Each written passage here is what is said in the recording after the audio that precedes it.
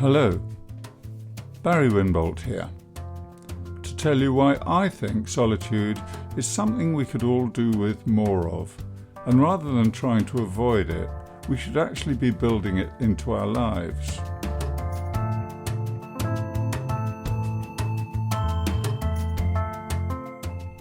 But first, welcome to my podcast, Get a Better Handle on Life, with ideas to help you deal with life's challenges. Now, I know this is a little bit strange at the moment, given the situation we're going through with the pandemic and many people locked down, me included. But isn't that a time to consider when we're having, possibly many of us, enforced solitude, just how we can use that to our advantage and not see it as something which is a burden or something to be feared or avoided? Solitude's often confused with loneliness, but there's a significant difference. But I'm getting ahead of myself a bit. But too much constant interaction can cause problems. Time alone is also a valuable resource. We often underestimate just how important it is for our well-being, and whenever our circumstances change, we need to allow ourselves the time and space to step back and reappraise our situation, and even consider the meaning of our existence.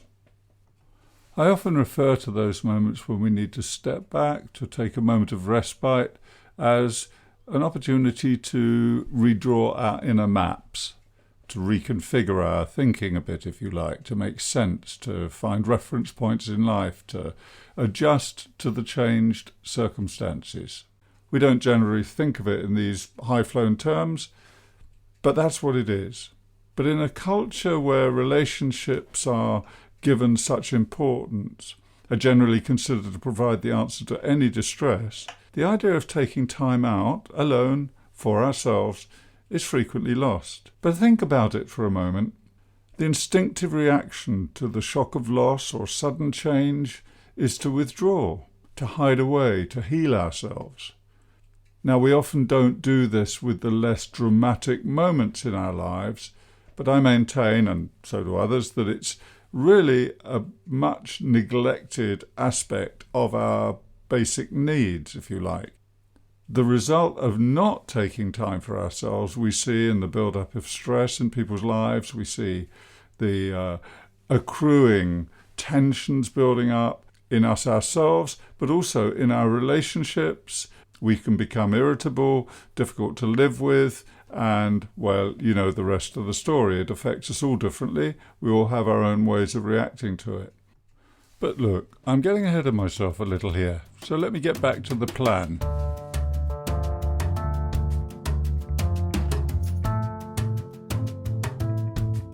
I said that solitude is different from loneliness.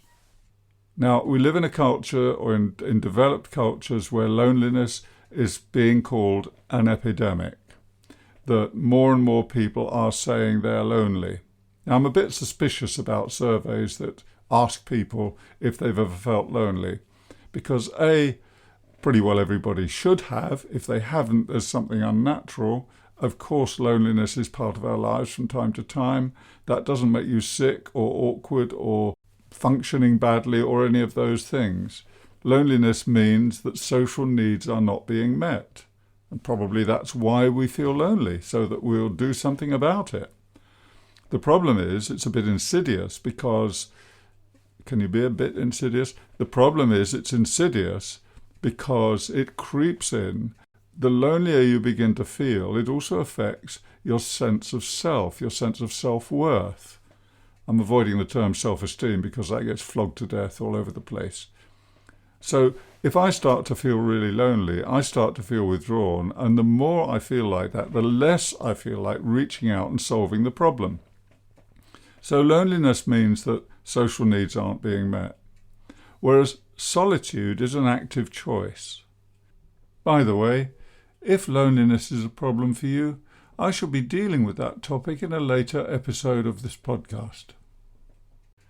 You can feel lonely in a crowd, but it's very hard to get solitude in a crowd.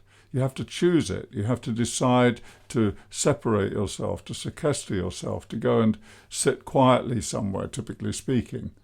Now, it doesn't have to be for 3 weeks or a month or on a mountaintop or even in a beautiful setting. It can be the local park. It can be the room next door. But I think there's something that gets in the way of us being in touch with our inner needs and thinking, I need some time for me, time alone, time to reflect.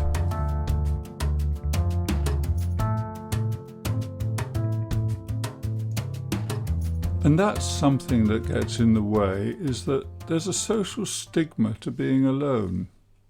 We're more connected than ever we were, and yet apparently we're more lonely. There's also a notion of social failure. If I'm lonely, I must be missing out, I must be not functioning well, so we personalise it. But feeling lonely isn't a personal failure. It's just a situation and a signal to do something about it, as I've said.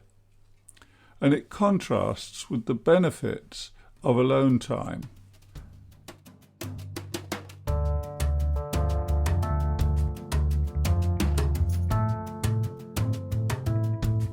It's said that solitude makes us wiser, but there's also a certain wisdom in knowing when you need a bit of space.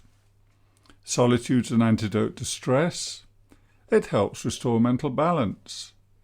It's physiologically restorative, and it provides time for reflection and promotes emotional health. Though you might initially feel uncomfortable with the idea of secluding yourself, of taking yourself away, and let's face it, it's not a common experience for many people, it certainly pays dividends to do so.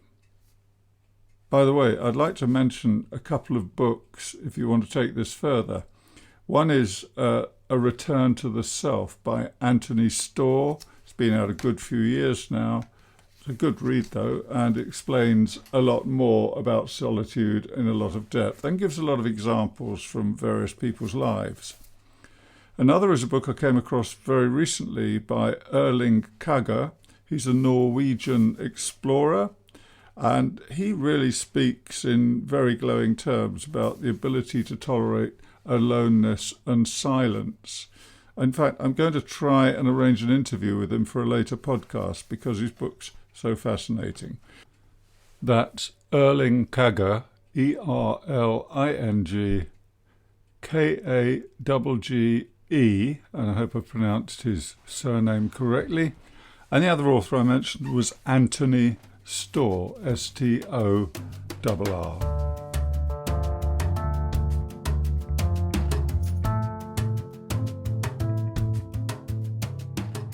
So let's say for a moment that this is making some sense to you, that it has a certain appeal.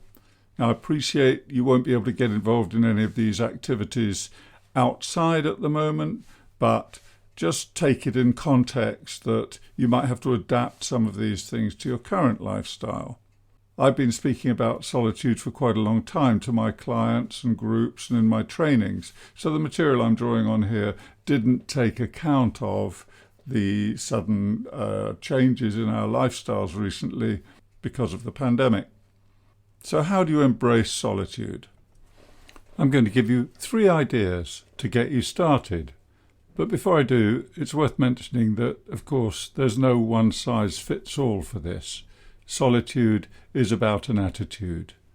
And I can hear the voices raised already from some people saying, yes, well, fine for you, but I have the kids at home, or I have this to do, or my job requires me to be around people all the time. Of course, you have to adapt these ideas to your own lifestyle.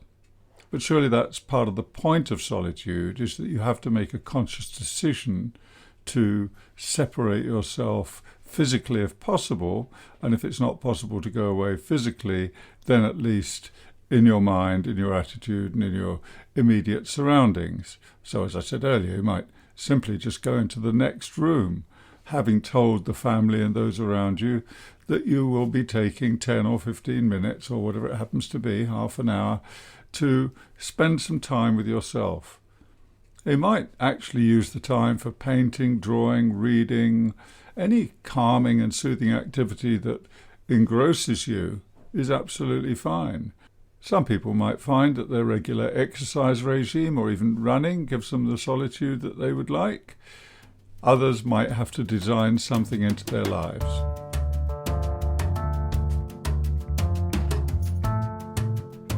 There's a notion around solitude that it can only be found in contact with nature in some exotic location, preferably as far away from home as possible, or in somewhere sacred like a church or a sacred place. But as I hope I've made clear, you can find solitude anywhere that suits you. Once you've found your space, the next step is to get in touch with your thoughts and your feelings, to embrace them.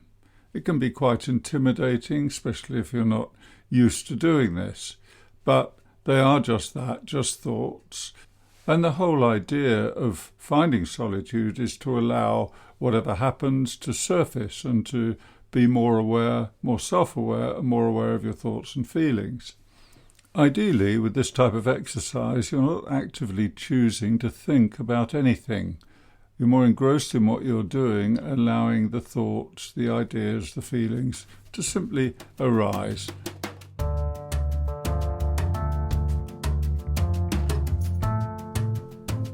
And finally, avoid judging the solitude or making judgments about any of the thoughts or feelings that arise. There's no right or wrong way to do this. It's simply a moment of being somewhere which is different, which gives you the space. Now there's a word that crops up a lot, space. What actually happens is you can create what's known as a liminal space, a space where magic can happen, where anything can happen and maybe nothing happens.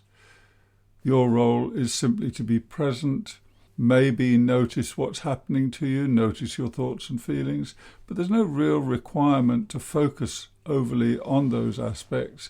Just get in touch with yourself and get used to being with yourself and by yourself, and the job's done.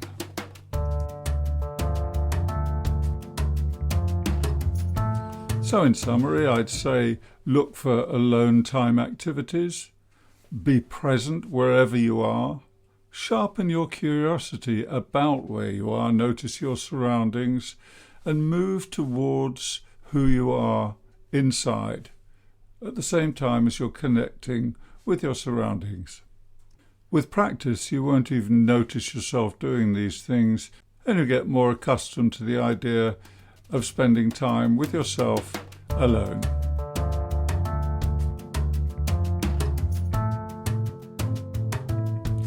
There are a lot of things that we do quite naturally, as a species I mean, and which modern life kind of drums out of us or interferes with.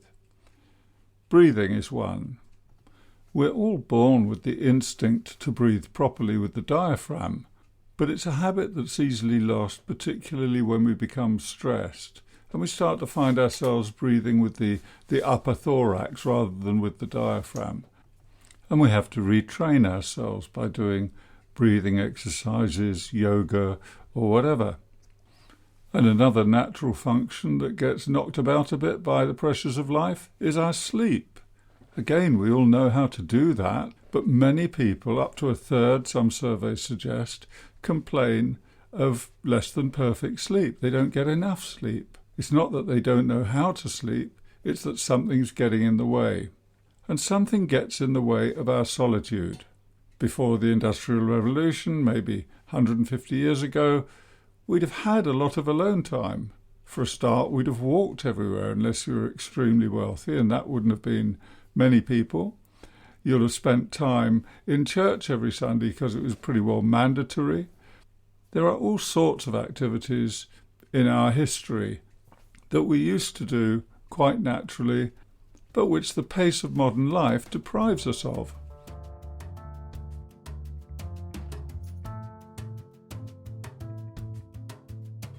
So I've been talking about solitude as an essential component in a balanced and healthy life. But it's more than that. It's actually a positive step you can take to help to reduce stress, to benefit your mental and physical health, to accept your inner wisdom and learn from it, and to make choices in life which will steer you more positively in the direction in which you want to go.